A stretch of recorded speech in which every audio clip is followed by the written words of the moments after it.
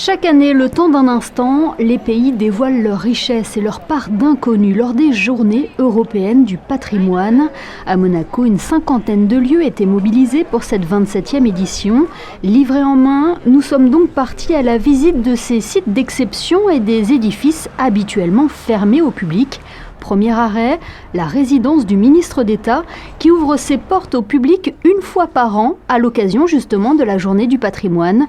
On y découvre un bâtiment de 1894 offrant une vue imprenable sur le port Hercule. Ça a une âme, la pièce principale avec les lustres magnifiques, tout est très beau. C'est beau, ouais, c'est très soigné. Et maintenant, si on le voit à la télévision, on peut dire on a été là.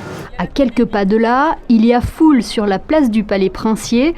Après 2 ans de travaux, les grands appartements accueillent de nouveau du public. On nous annonce une trentaine de minutes d'attente. Timing parfait, la relève de la garde nous fera patienter avant de pouvoir admirer les fresques datant de la Renaissance italienne et d'explorer les différentes salles. Les visiteurs sont conquis.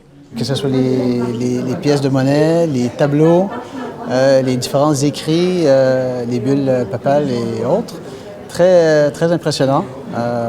Et la qualité des travaux qui ont été faits, félicitations. Vous voulez voir le travail des fresques, surtout les travaux d'Hercule. Voilà. Donc on s'est plongé dans nos livres de mythologie hier pour bien nous remettre dans les détails. Puis nous nous sommes intéressés au service central des archives et de la documentation administrative. Un tout nouveau service qui participe aux Journées européennes du patrimoine pour la première fois. Derrière ce nom se cachent 11 000 boîtes d'archives retraçant l'histoire contemporaine de la principauté. C'est pour ainsi dire la mémoire de l'État. On va y trouver toutes sortes de documents depuis surtout depuis le début du XXe siècle, 1911, depuis la Constitution. Et on a aussi un peu de documents du XIXe siècle qui ont été en fait conservés dans les services jusqu'à après 1911 et qui ont été ensuite versés au SCADA ou au service d'archives centrales qui était son prédécesseur après 1911. Cette journée était aussi l'occasion de mettre en valeur l'un des patrimoines les plus forts qui marque l'identité du pays, la langue monégasque avec la chorale Un Cantin da Roca.